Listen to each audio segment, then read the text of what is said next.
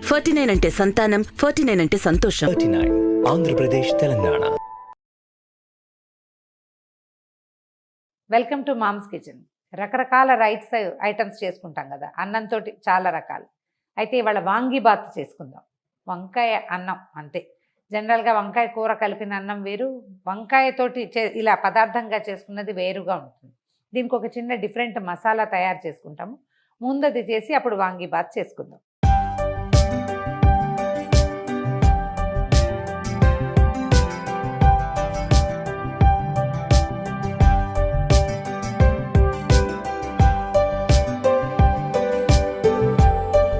జనరల్గా మనం కూరల్లోకి వాటిలోకి చేసుకుంటాం కదా పొడి, అలాంటిదే కొంచెం స్పెషల్ అనమాట అంతే. స్టవ్ మీద ఒక మూకుడు పెట్టండి. వాంగిబాత్లోకి ఏంటంటే మనం ధనియాలు, శనగపప్పు, పప్పులు కాకుండా కొంచెం మసాలా దినుసులు కూడా వేసుకుంటాము. దాంతో వాసన డిఫరెంట్గా ఉంటుంది అనమాట, బాగా తినబుద్ధి అవుతుంది. మూకుడు వేడెక్కాక ఒక 7-8 ఏలక్కాయలు, తర్వాత 7-8 లవంగాలు, కొంచెం దాల్చిన చెక్క, మన దగ్గర ఉంటే కనుక కొంచెం జాపత్రి వేసి దోరగా వేయిద్దాం.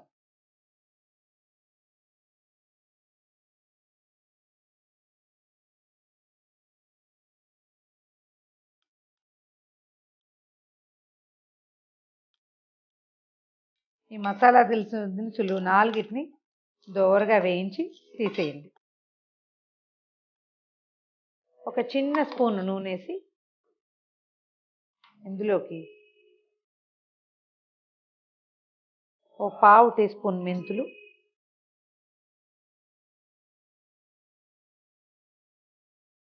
ఓ స్పూన్ జీలకర్ర, ఓ 4 స్పూన్లు మినపప్పు, 4 స్పూన్ల శనగపప్పు, 4 స్పూన్ల ధనియాలు వేసి ఈ కొద్దిపాటి నూనెలో వీటిని దోరగా వేయిద్దాం.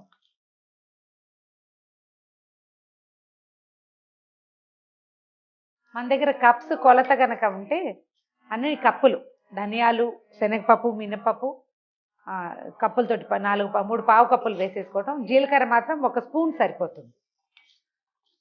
కప్ కొలత లేకపోతే ఈజీగా స్పూన్సే, అన్ని స్పూన్ కొలత పెట్టుకుంటే హాయిగా ఉంటుంది.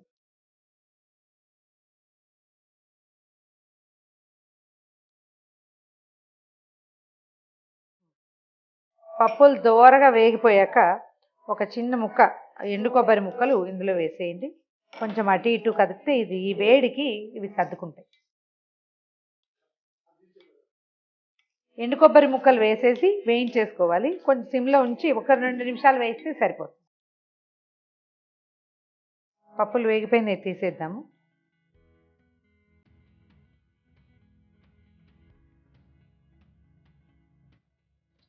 మళ్ళీ మూకుడులో కొంచెం నూనె, ఒక చుక్క ఎండుమిర్చి వేగడానికి.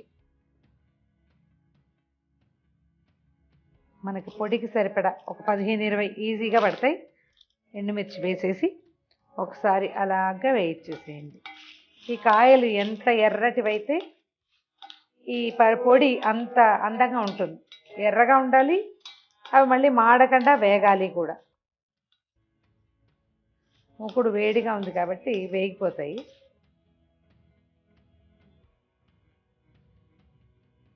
వేగిన మిర్చిని కూడా పప్పుల పళ్ళెల్లోకి తీసేసుకుందాం. గింజలన్నీ చల్లారిపోయినాయి, ఒకసారి మిక్సీలో వేసి గ్రైండ్ చేసేద్దాం.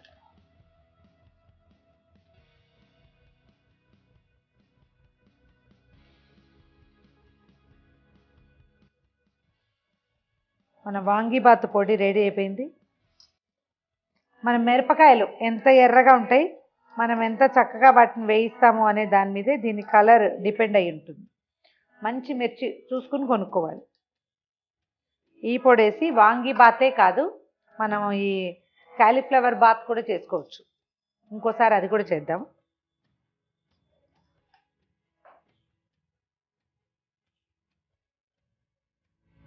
వాంగిబాత్ పొడి సిద్ధం చేసి పెట్టుకున్నాం కదా, దీనికి ఏం చేయొచ్చంటే మనం ఒక 4 ఫ్రెష్ వంకాయలు, తెల్ల వంకాయలతో కూడా చేసుకోవచ్చండి.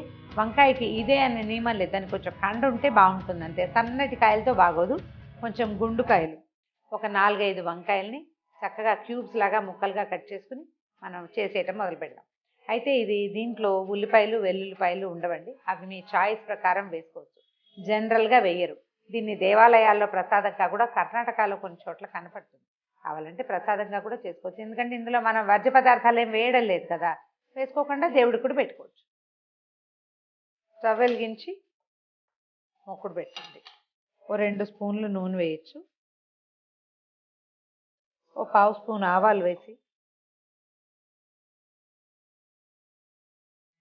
ఆవాలు చిటపటలాడంగానే ఓ చిన్న స్పూను శనగపప్పు,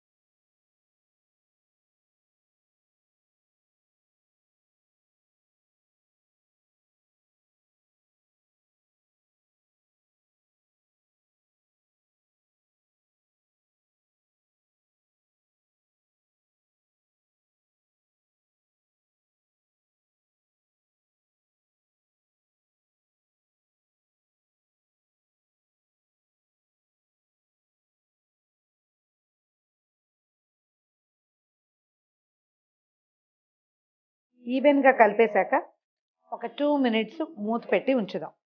బాగా సెటిల్ అవుతుంది వాసన. మూత తీద్దాము. స్టవ్ ఆపేసి చక్కగా కొంచెం కొత్తిమీర చల్లేద్దాం పైన. ఇది వంకాయలు నల్లవా తెల్లవా చిన్నవా పెద్దవా ఇవన్నీ కూడా మనవే చాయిస్ అండి. అండ్ మోరోవర్ దాంతోపాటు నేను పెద్ద పెద్ద ముక్కలు వేసాను. చిన్న ముక్కలు వేసి మొత్తం కలిపేసేస్తే అలా కూడా బాగానే ఉంటుంది. మన అలవాటుని బట్టి చేసుకోవచ్చు. చూద్దాం, వాసన చాలా బాగుంది. మంచి ఫ్రెష్ ఉల్లిపాయ రైతాతోటి పెరుగు పచ్చడితోటి వడ్డించండి, చాలా ఎక్సలెంట్గా ఉంటుంది.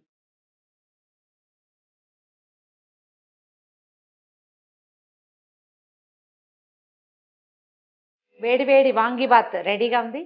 టేస్ట్ చేద్దాం. అయితే దీన్ని పెరుగు పచ్చడితోటి వడ్డిస్తే బాగుంటుంది. టమాటాతోటి పెరుగు పచ్చడి చేసుకోవచ్చు. నేను చూపించాను ఇంతకుముందు, ఒకసారి అది చెక్ చేయండి. దాంతో ఇది మహా బాగుంటుంది.